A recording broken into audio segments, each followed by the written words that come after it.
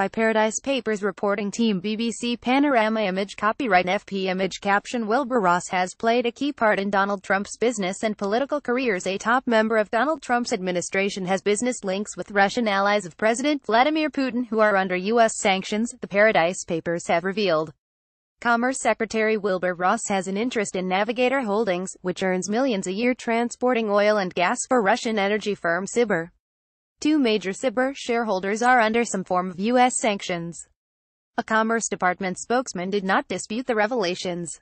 Secretary Ross recuses himself from any matters focused on transoceanic shipping vessels, the spokesman told BBC Panorama, adding that the secretary works closely with Commerce Department ethics officials to ensure the highest ethical standards. Another Sibur shareholder is President Putin's son-in-law, Kirill Shamalov. He holds a 3.9% stake in the firm. Gennady Timchenko, who has been individually sanctioned by the United States, has at least 12 companies connected to him, and Leonid Mikkelsen, whose main company, Novatek, is also sanctioned, are major shareholders.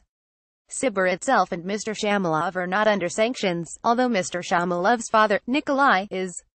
The Commerce Department spokesman said Mr. Ross had never met the three Russian shareholders. The U.S. imposed some sanctions after Russia annexed Crimea in 2014. Others were imposed last year for alleged interference in the U.S. presidential election.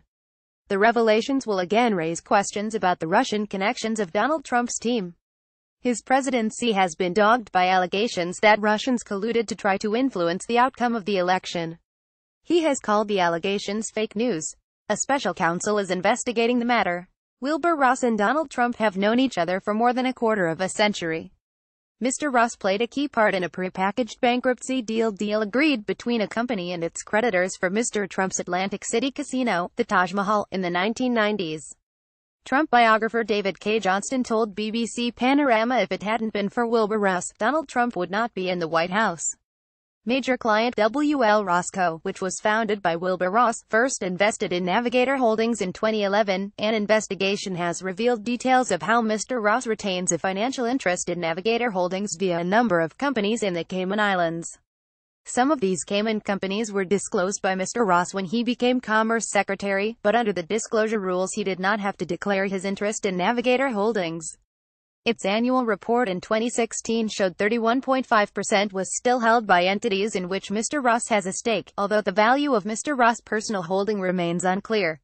When Trump met Ross image copyright Getty Images image caption Donald Trump at the Taj Mahal Casino in 1990 Back in 1990, after a high-profile financial battle, Donald Trump opened his third casino in Atlantic City, the Taj Mahal, dubbed the eighth wonder of the world. It didn't go well. Mr. Trump financed it with $675 million raised through junk bonds at an interest rate of 14%. He struggled to make the payments. Step in Wilbur Ross. Then at Rothschild Inc., he was representing the angry bondholders but liked Donald Trump's style. Trump biographer David K. Johnston said Wilbur Ross was a key negotiator in Donald Trump not having to go through bankruptcy and not being swept into the dustbin of history because he saw the value in the Trump name. Mr. Ross said at this year's Concordia Annual Summit, when you meet people who are under tremendous financial pressure, you really get to see what they are made of, and he was made of much stronger stuff than a lot of owners of troubled businesses.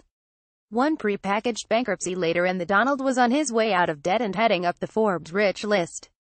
Wilbur Ross became a board member of Navigator in 2012, but the Commerce Department said he was not on the board when Navigator signed its charter deal with Sibur that year. But Mr. Ross was still a board member during the period from March to November 2014, when the U.S. was sanctioning Russians over the annexation of Crimea, including Mr. Timchenko and Mr. Mikkelsen's company, Novatek.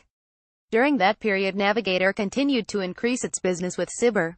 The energy firm accounted for 9.1% of Navigator's total revenues in 2015, compared with 5.3% in 2014, Navigator's own filings show. Mr. Ross left Navigator's board in November 2014, but his seat was taken by Ross Group partner Wendy Teramoto, who served on it until 2017. Figures from 2016 showed Sibur was still among Navigator's top 5 clients, predominantly exporting Russian gas to Europe and potentially providing significant income to sanctioned Putin allies. This year, Navigator doubled the fleet it is using on Sibur exports to 4. Sibur has provided Navigator with $68 million, £49 million in revenue since 2014.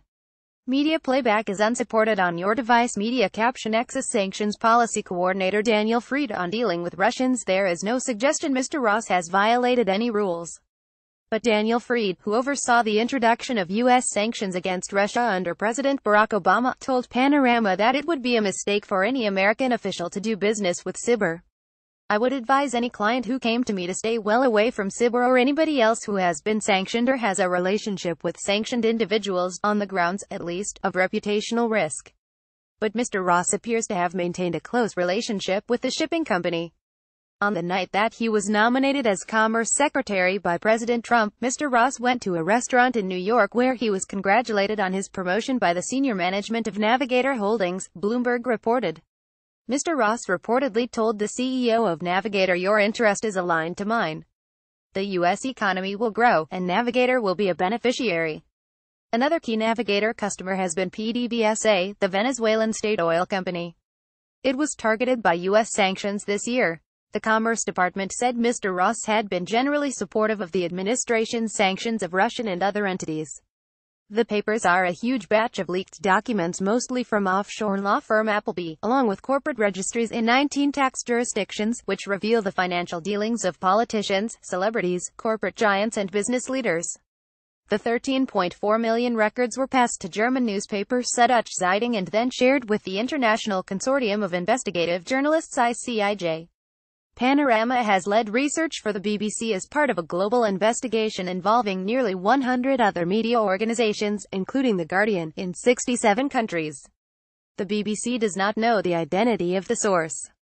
Paradise Papers full coverage. Follow reaction on Twitter using Paradise Papers in the BBC News app. Follow the tag Paradise Papers. Watch Panorama on the BBC iPlayer. UK viewers only.